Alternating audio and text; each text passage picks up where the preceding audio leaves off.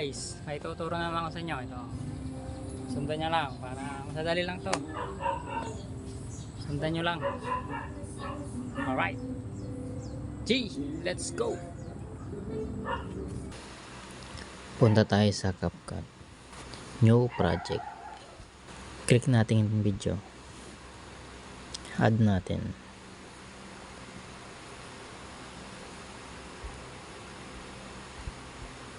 Ayan guys. Isang clip lang yan. Yan guys.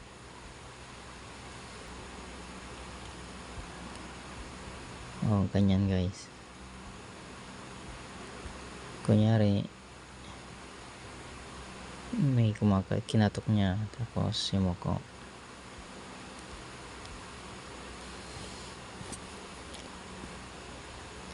Ito guys, kailangan natin ng export yan. Export na natin. Done. Pag na-export na guys, add ulit natin dito sa new project.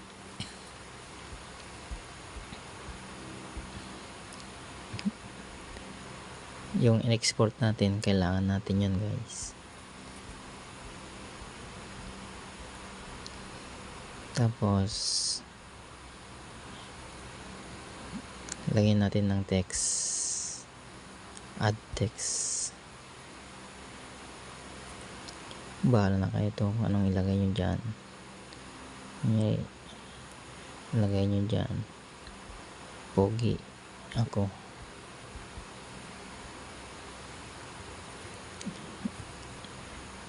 Lagyan natin ng effect, pindutin natin ng effect dito guys. Yung may pro, may bayad dyan, lagyan natin dito.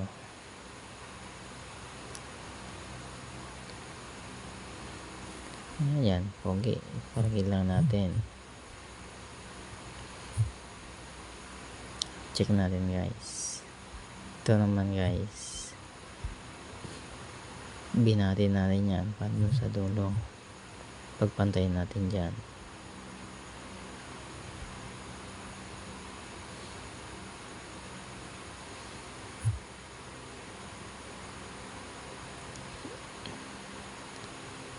Ayan guys, nakita nyo hindi siya lumagpas sa pogi ako.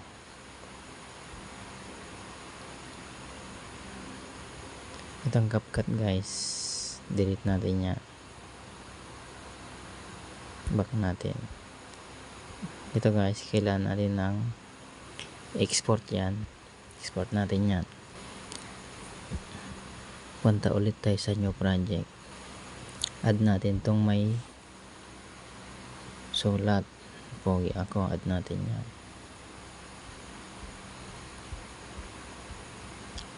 Tapos yung isa na walang sulat, i-add overlay natin.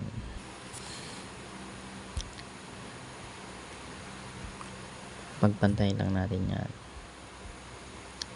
Nakikita nyo, pagpantayin natin dyan.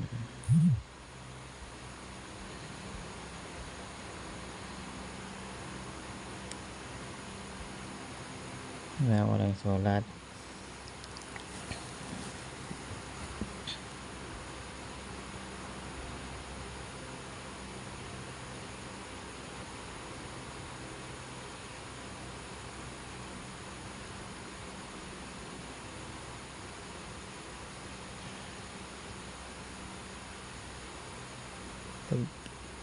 Ayan guys, pag yung niyang ganyan,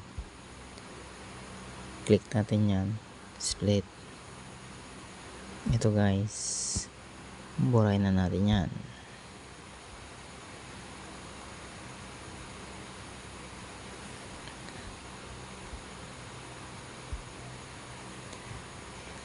Click natin to guys, pagpantay lang natin to.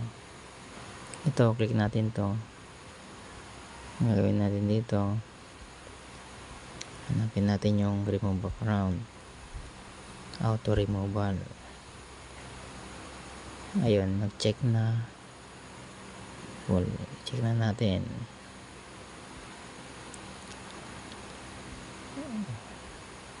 check natin. Yun guys, madali lang. Back natin. Itong CapCut na to guys, click natin yan, delete. Huwag kakalimutan tong aspect ratio nya 9:16, check. I-check ulit natin para klaro.